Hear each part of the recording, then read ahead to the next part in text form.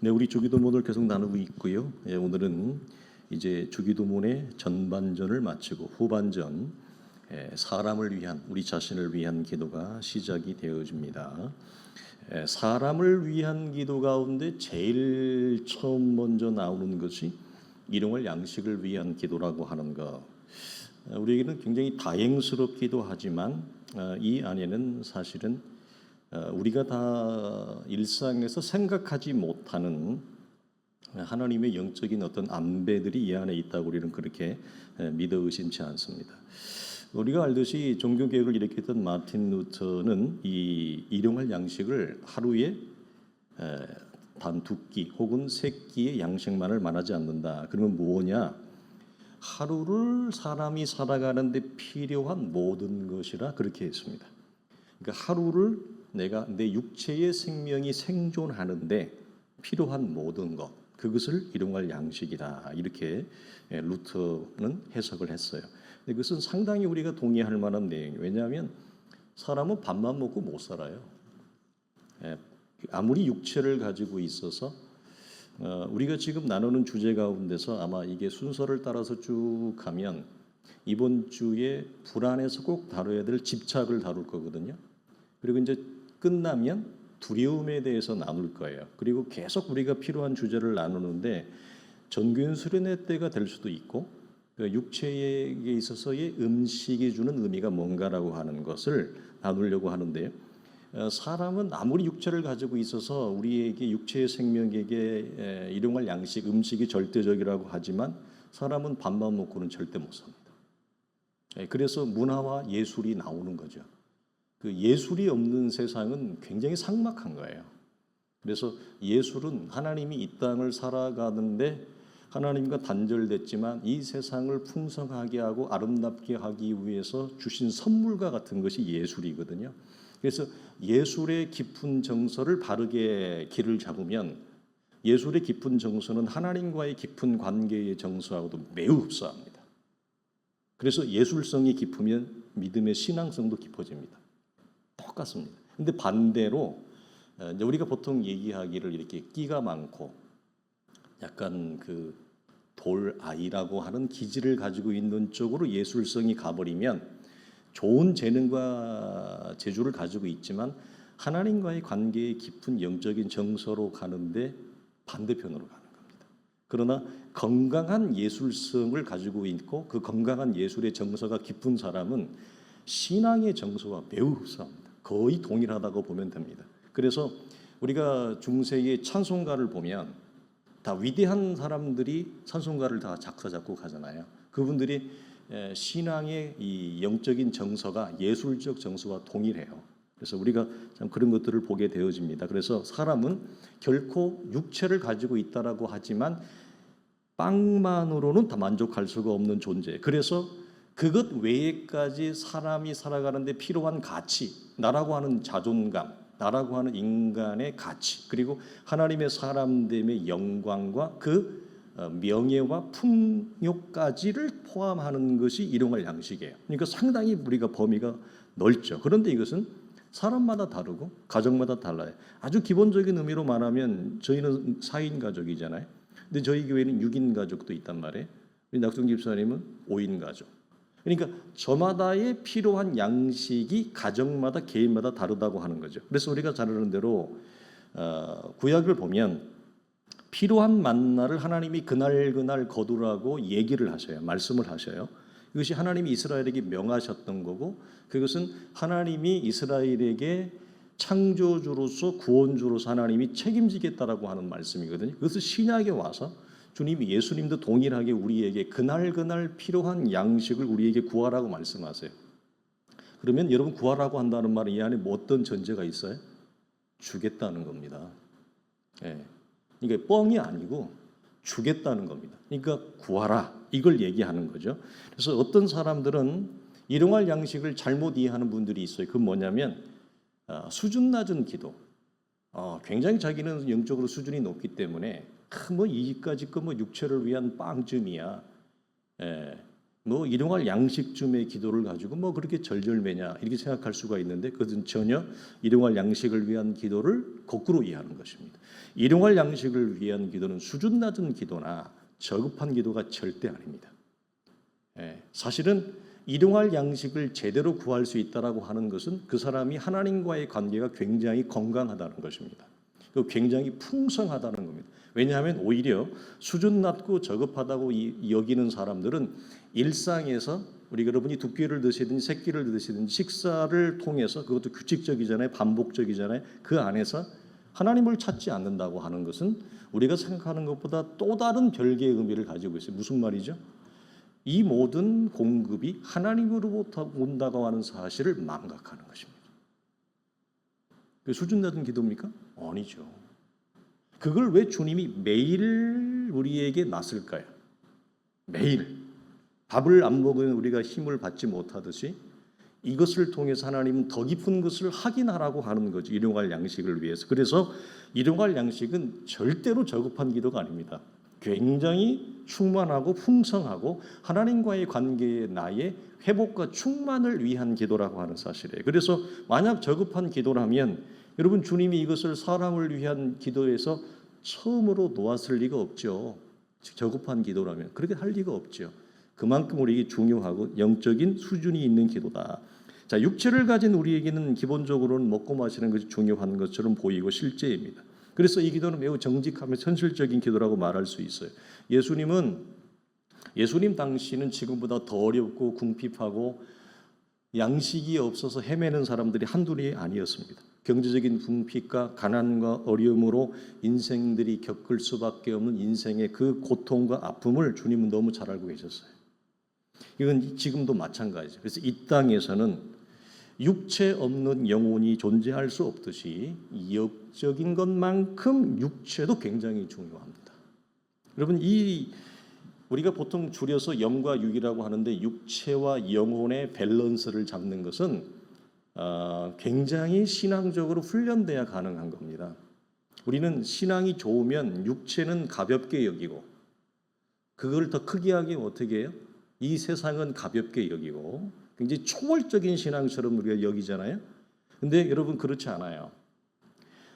영적인 것이 순수하고 고도로 깊어질수록 육체를 통해서 담아내는 하나님의 일하심과 역사를 보기 때문에 육체를 절대로 함부로 다루지 않습니다. 이 세상도 함부로 여기지 않습니다. 그래서 잘못된 초월주의와 극단주의로 가면 여기서 어떻게 나오죠?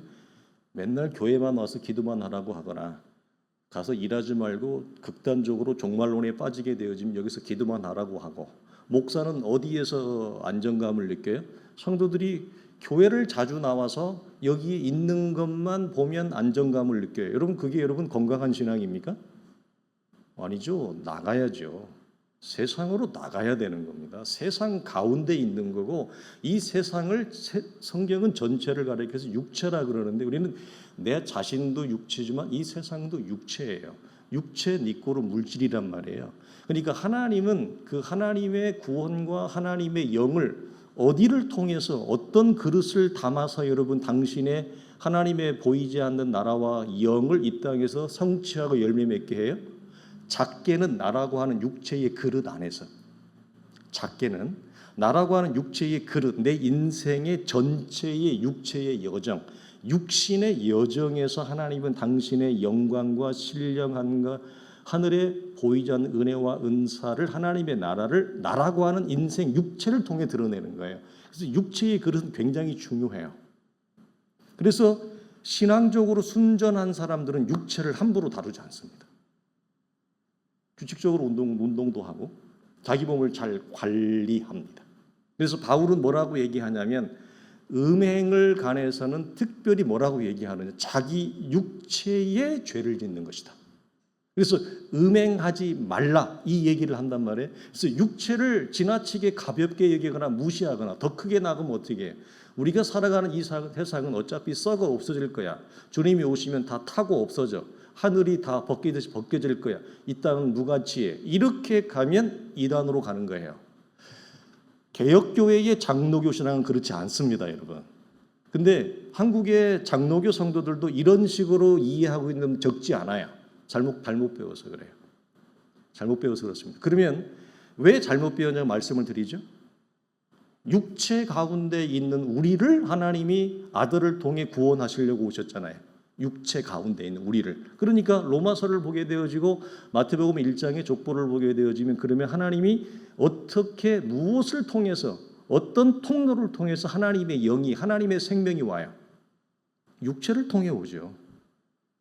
그래서 예수 그리스도도 육체를 통해 오셨다 이렇게 말씀하시는 거예요.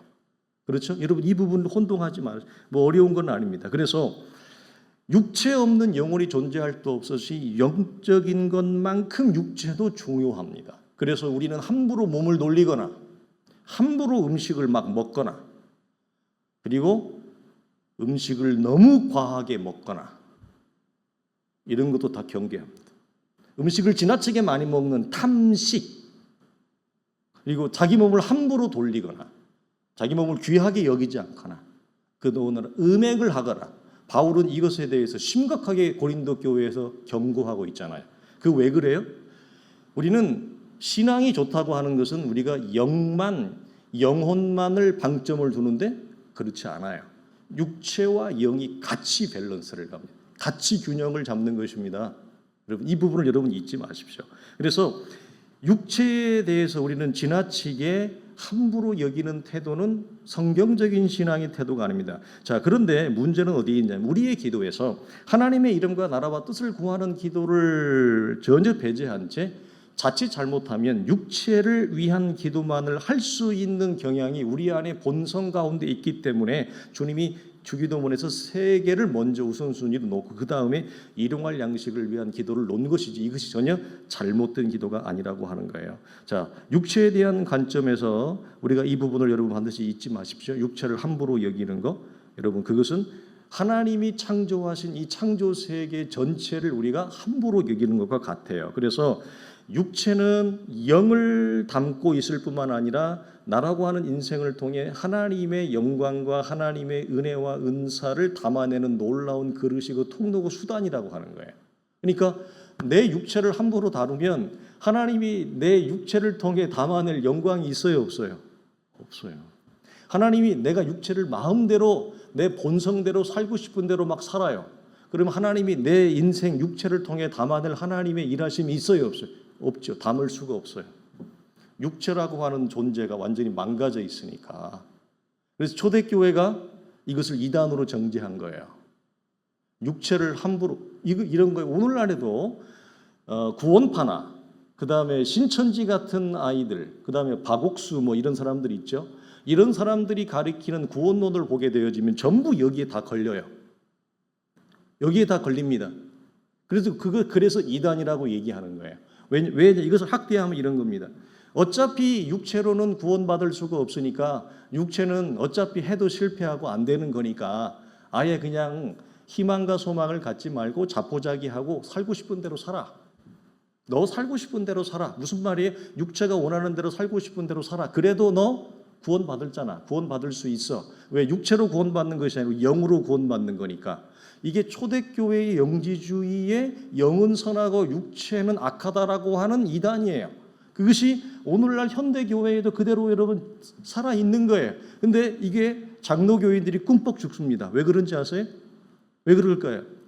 기독교의 신앙을 율법적이나 기독교의 신앙을 윤리 도덕적으로 이해해서 교회에서 목사님이 출석 체크하듯이 새벽기도 나왔어 안 나왔어, 성경 읽었어 안 읽었어, 기도했어 안 했어, 전도했어 안 했어, 11조 했어 안 했어, 이런 것들을 기독교의 행위 목록을 만들어서 출석 체크하듯이 그걸 가지고 인사고과를 매기듯이 신앙의 점수 아무개 집사님 몇 점, 이런 식으로 한국교회가 체크하는 교회가 적지 않아요. 그렇죠? 중직자가 돼가지고는 또 이게 또 매기는 게 더 많단 말이에요. 자, 이렇게 해서 점수를 내줬는데 안 되는 거예요. 그게 그런 외형적인 것도 지키는 것도 힘들지만 더 어려운 게 있어요. 그것은 자기만의 공간에서 교회가 목사가 보지 않는 자기만의 공간, 자기만의 일상에서 신앙적으로 무너지고 신앙적으로 부끄러운 삶을 사는 것들에 대해서 노력하고 새벽 기도를 나오고 뭘 해도 그게 안 되는 거예요. 계속 무너지는 거예요. 자기 의지와 노력으로 해보려고 하는데 안 된다는 거죠. 거기에서 구원파나 신천지가 뭐라고 얘기하죠? 괜찮아. 바보야, 너 그런 거 갖고 뭐라고 고민하니, 이런 겁니다. 어차피 넌 구원 받았어. 구원 받은 거야. 너 육체로 구원 받아, 영으로 구원 받아. 이렇게 접근하는 거예요. 근데 우리의 구원은 어떤 구원이죠? 그리스도의 신령한 부활의 몸입니다. 영과 육이 하나로 완성되는 구원입니다. 성경의 구원은. 그래서 이 몸이 나중에 부활할 때 주님이 우리의 이 썩을 육체를 어떻게 하신다고요? 다시 살려내요.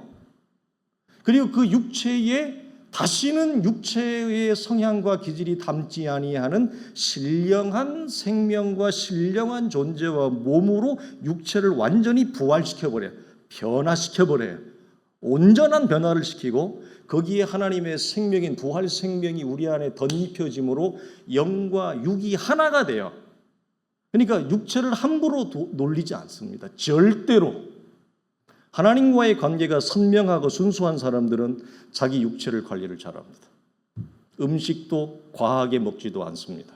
음식도 필요 이상으로 먹지도 않습니다. 그리고 몸에 내 육체를 바울이 얘기하는 너희는 하나님이 거하시는 절인 줄 알지 못하느냐? 그래서 자기 몸에게 함부로 하지 않는다는 것입니다. 자, 이 차원에서 영과 육의 신앙이 항상 밸런스를 맞춘다라고 하는 걸 성도들이 잘 기억을 하셨으면 좋겠어요. 그러므로 육체를 잘 관리하는 것도 거룩한 일이고 영적인 일이라고 하는 것. 그래서 우리의 육체를 통해 우리의 전 인생을 통해 하나님이 뭘 담아내세요? 하나님의 나라를 담아내는 거예요. 앞에 전반부에 하나님의 이름, 나라, 뜻. 내 육체가 있으면 없으면 여러분 담아낼 수 있어요, 없어요? 없잖아요. 나라는 몸이 없으면, 육체가 없으면 하나님이 담아낼 수 있어요, 없어요? 없단 말이에요. 그래서 육체도 하나님의 선한 창조예요. 그리고 육체라고 하는 선한 창조에 하나님의 이름, 하나님의 나라, 하나님의 뜻이 나의 육체를 통해 펼쳐지잖아요. 육체를 통해 완성되잖아요. 육체를 통해 성취되잖아요. 그러니까 뭘 보는 거예요? 뭘 보는 거예요, 우리의 눈이? 여러분, 신앙이 좋아진다는 건 이런 거예요. 눈이 좋아지는 거예요. 영적으로 성숙해진다고 하는 건 뭐라고요? 눈이 좋아지는 거라고, 시력이. 뭐가 좋아진다는 거예요? 하나님을 더 잘 보고요. 나를 더 잘 보고요. 특별히 나의 육체를 통해 하나님이 어떻게 일을 행하시는지, 어떻게 일을 풀어가시는지, 어떻게 담아내시는지를 이렇게 보는 거예요. 봐요. 성령의 일하심을 본다고요. 육체 안에서. 근데 내가 만 육체가 없어요. 그리고 내가 육체를 마음대로 막 놀려요. 내가 하고 싶은 대로 살아요. 가고 싶은 대로 막 다 가요. 하나님의 이름과 나라와 뜻은 개의치 않아요. 왜? 어차피 구원은 받았고 해도 잘 안 되려고 하고 신앙적으로 잘 하려고 해도 늘 포기하고 안 된다. 이말 에라 모르겠다. 그냥 될 대로 되라 하고 자기가 가고 싶은 대로 다 다니고 하고 싶은 거 다 하고 먹고 싶은 거 다 먹고 말하고 싶은 거 다 말해요. 육체의 욕정을 따라서. 그럼 거기에 하나님의 나라와 이름과 뜻을 담아낼 수 있어요, 없어요? 못 담아내요. 담아낼 수 없습니다. 그래서 이 사람이 겪는 건 뭐죠? 그렇게 되면 하나님의 사랑에서 멀어질 수 없는 존재인데 하나님의 손이 이 사람을 놓은 것이 아니라 내가 하나님을 손을 붙잡고 있는 걸 내가 스스로 놓아버린 거예요. 손을 내가 놓고 내가 하고 싶은 대로 살았잖아요. 그러니까 이 사람이 살면서 겪는 건 뭐예요? 영적인 건조함, 영적인 메마름, 그리고 오는 게 뭐죠? 무기력함, 무력함. 이것을 통합적으로 뭐라고 얘기해요? 예수는 믿고 하나님도 아는데 내 삶은 영적으로 굉장히 어두워요. 굉장히 어두운 진흙 같은 어두움을 자기가 흑암 같은 어두움을 경험해요. 왜? 하나님 이 사람을 놓았어요? 아니면 내가 내 육체가 원하는 대로 하고 싶은 대로 내가 한 결과예요? 후자죠. 내가 어떻게 은혜를 생각해요? 은혜를 싸구려로 이해를 해서. 은혜를 싸구려로 어떻게? 나는 이미 은혜 받았어. 나는 은혜 알아. 맛볼 것도 맛봤지. 그러니까 내 마음대로 육체를 하는 거예요. 그래서 이 부분에서 우리는 육체는 거룩한 성전이라고 얘기하는 거예요, 바울이.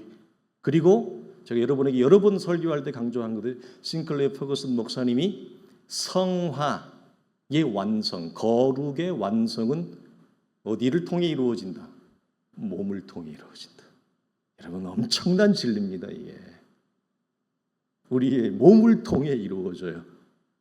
그러니까 거룩이 깊어갈수록 우리 안에, 내 육체 안에 영이 깊어갈수록, 육체 안에 담는 하나님의 사랑이 깊어갈수록 말이 달라지고 언어가 달라지고 표정이 달라지고 사람이 향기가 달라지고 맵시가 달라지고 사람이 아름다운 사람이 되는 거예요. 육체가 아름다운 사람이 되는. 근데 예수는 믿는다고 하고 뭐 떠들어대고 뭐 은혜도 좀 받았다고 그러고 뭐 체험됐다고 그러고 그러는데 육체를 함부로 놀리면 그 안에 하나님의 사랑과 영광을 담아낼 수 있는 것이 구멍이 뻥뻥뻥뻥 뚫려가지고 다 샌다고요.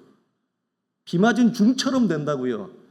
헝겊대기 주저앉아 입은 것처럼. 그러니까 예수는 믿는 거 하나만 붙들고 있고 그의 삶은 이루 말할 수 없는 비루하고 가난하고 어려운 인생이 되는 거예요. 그래서 육체를 함부로 놀리지 않는다. 엄청난 여러분 진리입니다. 엄청난 진리입니다. 몸으로 거룩과 영광이 완성되어진다. 그 앞에 설 때 우리가 이 몸 가지고 갑니다, 여러분.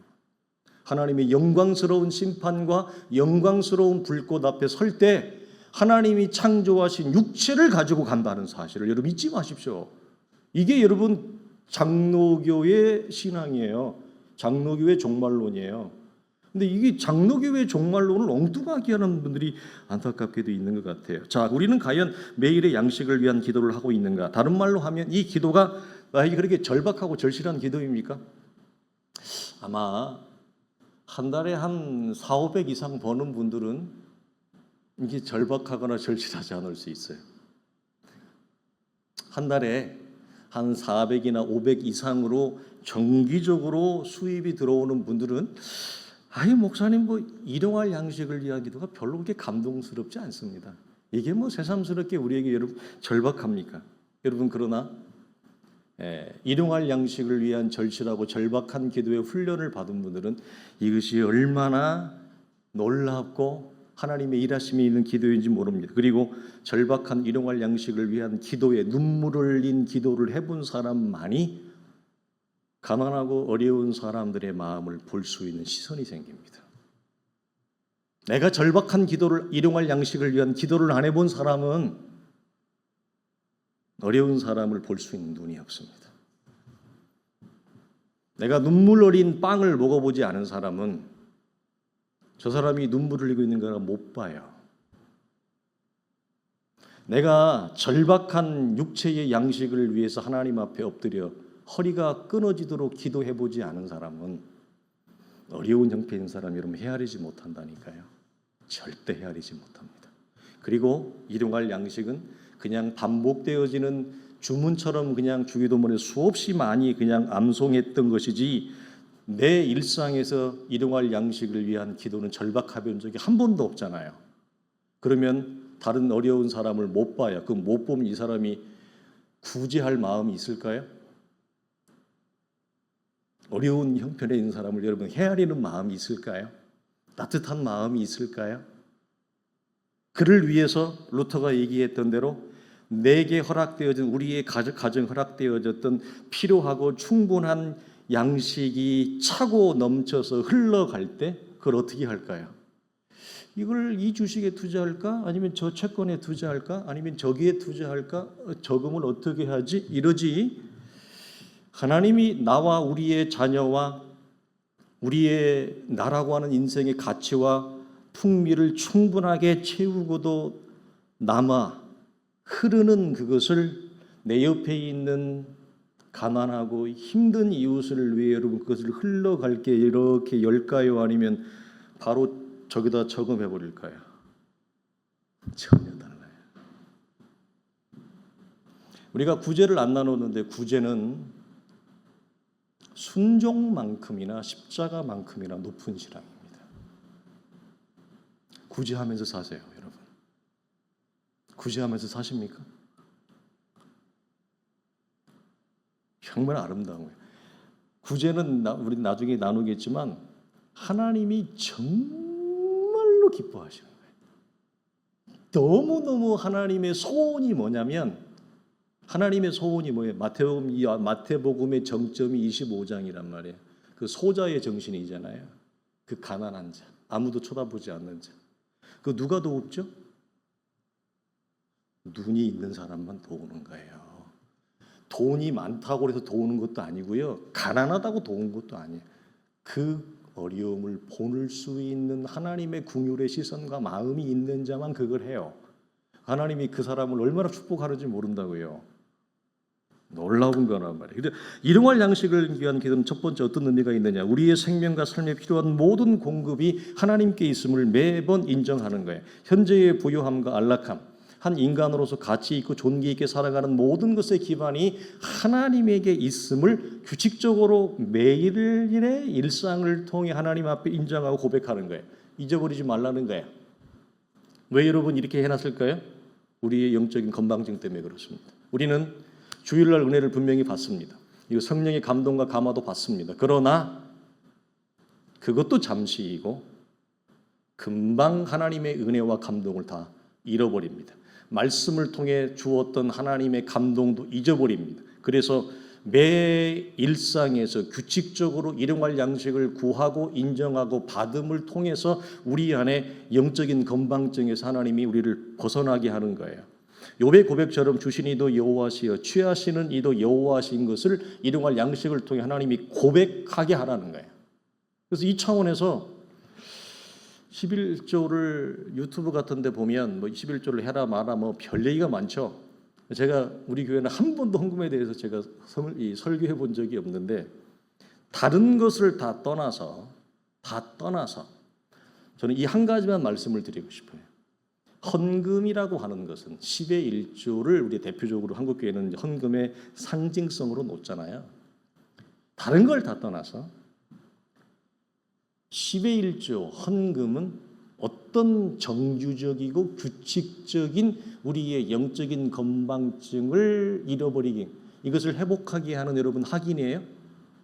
모든 내 생명의 기초, 내 생존의 기초, 내 모든 존재의 뿌리가 하나님께 있음을 여러분 고백하고 확인하는 것이 다른 모든 이슈를 떠나서 이것 한 가지만이라도 11조의 가치는 충분한 거예요. 충분해요. 주신 이도 여호와시니요 취하시는 이도 여호와시라고 하는 것을 11조보다 더 확인하게 하는 게 뭐예요? 일용할 양식이잖아요. 그것도 매번 어디에 있든지 일용할 양식, 무엇을 먹든지. 저는 우리 교회에 이렇게 이쪽으로 이전하고 나서 우리 여집사님들, 권사님들한테 제가 부탁을 했잖아요. 저쪽에 있을 때까지만 해도 제가 점심을 이 모양 저 모양으로 해결을 많이 했어요. 근데 그게 여러 가지로 만만치가 않았어요. 첫째는 시간, 뭐 여러 가지, 그리고 뭐 메뉴 문제도 있고 식당 가서 먹는 것도 그것도 보통 일이 아니고 그 메뉴 다 맨날 뻔한 메뉴인데, 그래서 제가 여기 이전하고 와서는 우리 여집사님들한테 부탁을 했잖아요. 주일날 식사를 하고 날 때 조금 남으면 그것을 소분을 해서 제가 주일 한 주간 낮에 먹을 수 있도록 부탁을 했는데 그게 얼마나 여러분 고맙고 감사한지 아닙니까? 너무너무 고맙고 감사해요. 오늘까지도 그걸까지 깔끔하게 비웠는데, 그래서 저는 그 매번 공급되어지는 일용할 양식을 통해서 저는 그걸 확인을 받아요. 그리고 너무나 그것이 소중해요. 감사해요. 그것이 하나님으로부터 온다는 것, 그것이 얼마나 감사한지 몰라요.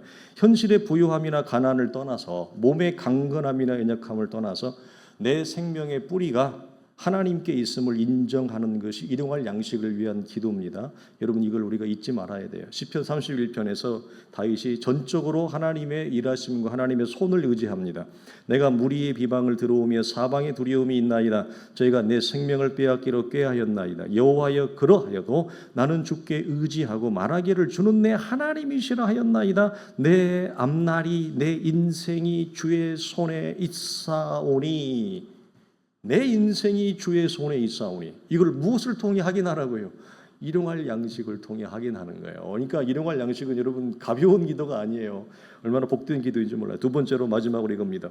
일용할 양식을 위한 기도는 우리에게 하나님이 간신히 내가 너 밥만 먹여준다 이 개념이 아닙니다. 간신히 궁핍을 면할 정도의 기도가 아니라 우리에게 하나님의 사람답게 충만하게 우리의 가치와 우리의 영적인 자존감을 하나님이 채워주기 위한 적절한 공급을 말하는데, 우리가 잘 아는 아굴의 표현이 있지 않습니까? 너무 부해서 하나님을 모른다 하는 것도 아니요, 너무 가난해서 하나님의 이름을 욕되게 하는 것도 아닌 하나님의 자녀다움의 아름다움과 명예와 자존심과 가치를 이 땅에서 우리가 구기지 않도록 배짱 있게, 우리 자녀들이 언제든지 부모에게 배짱 있게 하는 말이 뭐냐면 밥 주어 이겁니다. 집에만 들어오면 엄마 밥 줘. 우리 이제 이 정도 됐으면 이제 집에 가도 밥 줘 하는 자식이 별로 없잖아요, 이제.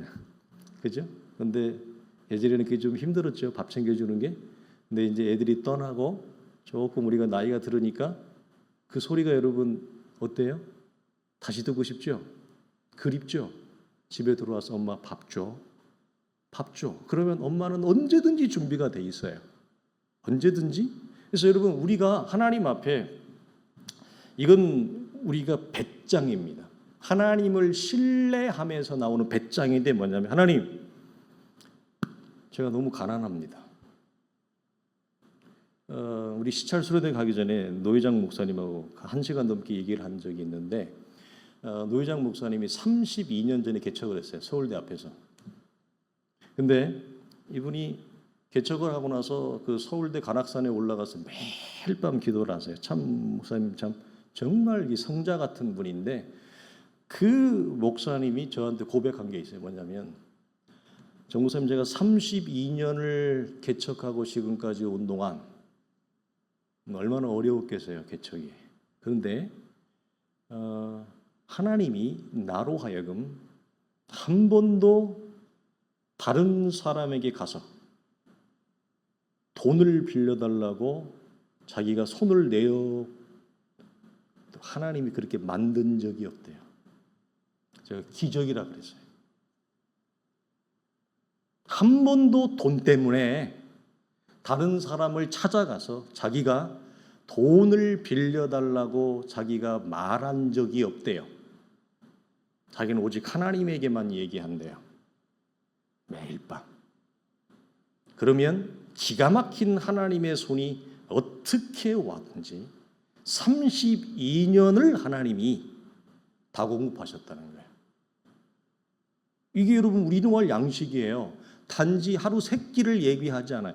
목사로서 하나님이 너는 내 종이고 구별된 내 사람인데 어디 가서 돈 없다고 구걸하고 돈 없다고 궁핍해서 사람들한테 꾸고 다니고 비루한 인생처럼 살지 마. 하나님이 내가 책임질게 이거예요. 근데 그것을 하나님이 책임질게 얘기해도 내가 그걸 안 믿어. 안 믿어. 하나님 그럴 수 있어요? 정말 하실 수 있어요? 아닌 것 같은데. 아닌 것 같은데. 그러면 하나님의 약속이 있어도 뭐죠? 내가 그걸 여러분 우리의 육체를 통해 여러분 이루어지지 않아요. 우리 성도들이 고백하는 게 저는 그렇게 생각하지는 않았는데 뭐 이제 쉬운 표현으로 한 거죠. 우리 교회 7년인데 여러분 우리 개척하자마자 얼마 안 있다 코로나 터져가 여기까지 왔잖아요. 우리도 여러분 당당하게 얘기할 수 있는 부분이 있습니까 없습니까? 우리 많죠. 엄청나게 많죠. 단 한 번도 교회 월세 밀려본 적이 없어요. 한 번도 사례비 못 받아본 적이 없어요. 기적이에요, 우리도. 그러니까 배짱이에요. 배짱. 일용할 양식은 뭐냐? 내가 너무 가난하게 살아요. 하나님의 이름에 먹칠을 해요. 목사가 너무 가난하게 살아요. 하나님의 이름에 먹칠을 하는 거예요. 하나님, 내가 좌우를 보는데 하나님, 내가 돈에 욕심을 부리는 거 아닙니다. 하나님, 내가 돈 달라고 하는 얘기 아닙니다. 그런데 내가 하나님의 자녀로서, 하나님의 종으로서, 하나님의 사람으로서 이 땅을 살아가는데 하나님, 지나친 가난이 하나님의 이름과 나라의 영광에 훼손을 합니다. 주여, 책임져 주세요. 책임져 주세요. 나는 믿고 갑니다. 이 담백하고 단순하지만 이 고백이 여러분 일용할 양식을 위한 기도예요. 그러므로 일용할 양식을 통해 하나님과 나와의 관계가 어떤 사이인가를 확인받고 우리는 세 가지를 여기서 마지막으로 확인하는 겁니다. 하나님이 나의 아버지고 하나님이 나의 모든 것을 공급하시고 공급하시는 분의 은혜를 잊지 말라.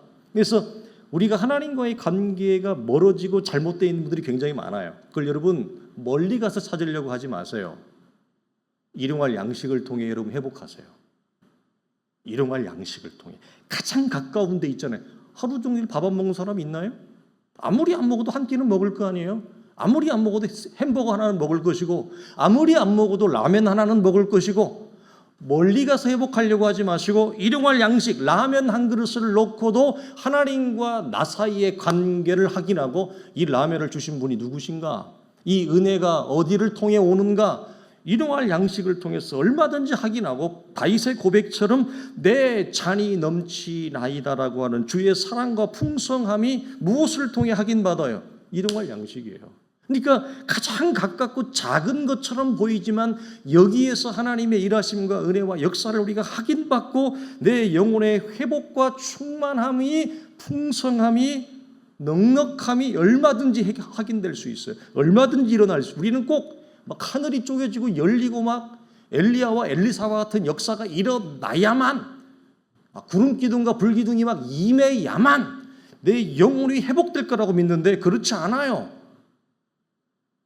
라면 하나에서 회복됩니다. 얼마든지 회복됩니다. 라면 하나에서. 근데 우리는 뭐죠? 라면을 에서처럼 허기진 배를 달래는 것으로만 취급하잖아요. 음식을 통해 임하시는 하나님의 일하심과 은혜를 못 보잖아요. 그러면 배가 터지도록 먹어도 하나님의 은혜와 일하심은 전혀 경험하지 못하는 거예요.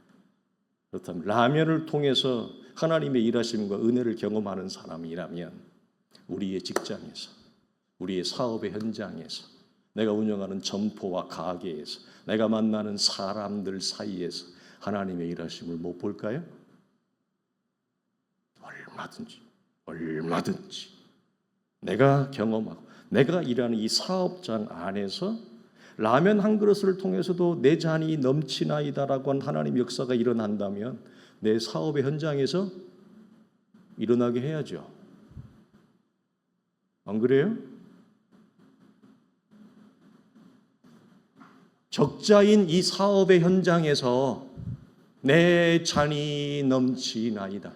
원수의 목전에서도 상을 베푸시고 기름을 내게 부으셨으니 내 잔이 넘치나이다. 이 역사가 얼마든지 일어날 수 있어요. 저는 그렇게 믿어요. 그리고 그렇게 우리가 살아갈 줄로 믿습니다.